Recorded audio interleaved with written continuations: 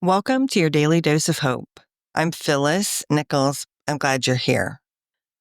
So, we've been talking a little bit about community last week and the week before. So, I've had some people reach out and ask what kinds of organizations I belong to and how you find community, I guess. And so, I wanted to share today one of the most powerful ways to stay motivated and connected and hopeful, of course, is to be around people who share your passions, your interests, and your values.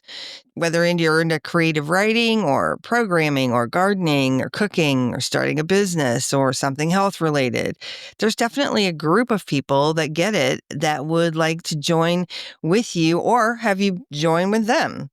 Here's a few places where you can find those kinds of people. There are special groups for all kinds of things. There's a group for quilters and people that like to follow certain sports teams. There's all kinds of stuff. So, a couple places that you can go.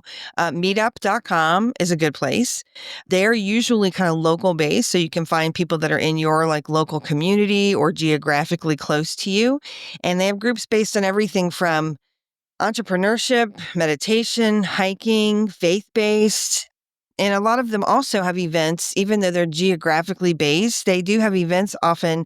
And some groups do have everything that runs virtually. So it gives you quite a few options there. Another area, if you're on Facebook, would be Facebook groups. It is one of the easiest ways to find interest-based communities. The search is really easy to, look up for words like, moms of toddlers or writers or, people that write music, comedians, all kinds of stuff. And I've used both of those Meetup and Facebook groups before. Another one that was suggested to me is Reddit. I have looked at stuff on Reddit, but I've never really joined a group from there. But they do have all kinds of what they call subreddits about all kinds of topics. It might be a place where you could tap into people that are like fans of the same kinds of books you are, or people that are, really into like mystery and real crime type stuff. Like there's all kinds there. Another option is Discord communities. This originally started for gamers, but now all kinds of people and organizations use these to communicate and again with like-minded people, business masterminds, book clubs, things like that. You can go and look through and search for a community on Discord that might be right for you. Of course, there are all kinds of professional associations. One of the ones I am affiliated with and belong to is NABO, which stands for the National Association of Women Business Owners. There's all kinds of others, so might be worth looking. There's obviously chambers of commerce, things that are business related, but even like other things like there are professional organizations for nurses and for people that are physical therapists. I mean, all kinds of professional organizations that have a group where they often run programming specifically for ongoing training and for support. It's often a place to connect with people that might be hiring. So, professional organizations are worth checking into depending on what your interests are. Another one is Eventbrite. Again, sometimes, we think about this for like concert tickets or tickets to an event.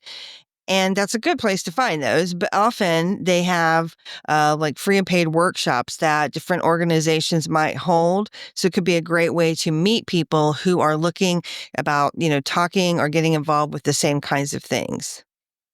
Don't be afraid to just try a few and look, hardly any of these are going to, charge money right up front. Professional associations may ask you to pay a membership fee, but often they'll let you check out an event or some of their information with no charge up front. So you got a chance to sort of dip your toe in a little bit and see what feels right to you. Community, I found this really good quote that I want to share because I think it seems perfect, which is a community is like a ship. Everyone ought to be prepared to take the helm. And that's written by Henrik Ibsen, a playwright.